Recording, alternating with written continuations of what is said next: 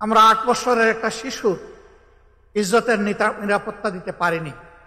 যুগ যুগ ধরে এই সমস্ত অন্যায় অপকর্ম এবং জুলুম চলে এসেছে। কোনো সময় মাত্রা একটু কম, কোনো সময় একটু বেশি। জুলুম কখনো বন্ধ হয়নি এবং জুলুম থেকে জাতি মুক্তিও পায়নি। তার সবচেয়ে নিদারুণ শিকার হয়ে মাত্র 2 দিন আগে সারা বাংলাদেশের মানুষকে কাঁদিয়ে 8 বছরের একটা শিশু শব্দহীন চিৎকার দিয়ে বলে গেছে, লজ্জা, লজ্জা এই সমাজ, লজ্জা এই দেশ, লজ্জা এই জাতি। আমরা 8 বছরের একটা শিশুর ইজ্জতের নিরাপত্তা দিতে পারিনি। হ্যাঁ, রাষ্ট্রের পক্ষে এটি সম্ভব নয়। ঘরে ঘরে পুলিশ পাঠিয়ে এই ধরনের অপকর্মকে দমন করা বা বন্ধ রাখা রাষ্ট্রের জন্য সম্ভব।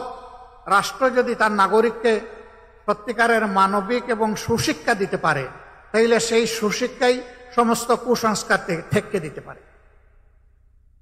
আমাদের অভাবটি হচ্ছে এই জায়গায়। আমাদের শিক্ষিত লোকের কোনো অভাব নেই, কিন্তু কি শিক্ষিত, কেউ অর্ধশিক্ষিত, কেউ অক্ষর জ্ঞান বঞ্চিত। আজকে আমরা একাকার হয়ে গিয়েছি। নৈতিক শিক্ষার অভাবে এ অবক্ষয় দেখা দিয়েছে। মহান আল্লাহ তাআলার দরবারে দোয়া করি, আগামীর বাংলাদেশ যেন নৈতিক শিক্ষা নির্ভর একটি বাংলাদেশ হয়। শিক্ষা জাতির মেরুদণ্ড। মেরুদণ্ড মজবুত হলে, শক্তিশালী হলে জাতীয় শক্তিশালী হবে। এখন না আছে আমাদের নৈতিক মান, না আছে আমাদের জাগতিক মান। আমাদের শিক্ষা এখন অর্থহীন। আমরা একটা সার্টিফিকেট হাতে দেই আমাদের সন্তানদের, কিন্তু সেই সার্টিফিকেটের কোনো মর্যাদা নেই, কোনো ওজন নেই। আমরা এমন শিক্ষা এবং সার্টিফিকেট দেখতে চাই না। সেই বাংলাদেশটি আমাদের গড়া প্রয়োজন। সেই বাংলাদেশের প্রত্যেকটা মানুষের হাত হবে দেশ গড়ার কারিগরের হাত, কর্মীর হাত, এবং এটি সম্ভব। দুনিয়ায় যত জাতি উন্নত হয়েছে তারা শিক্ষা দিয়ে উন্নত হয়েছে।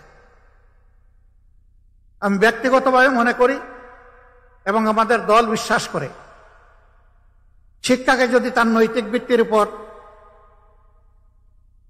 সর্বাধিক মানবিক এবং জাগতিক উৎকর্ষ দিয়ে গড়ে তোলা যায়, তাইলেই কেবল একটা সোনার বাংলাদেশ গড়ে তোলা সম্ভব।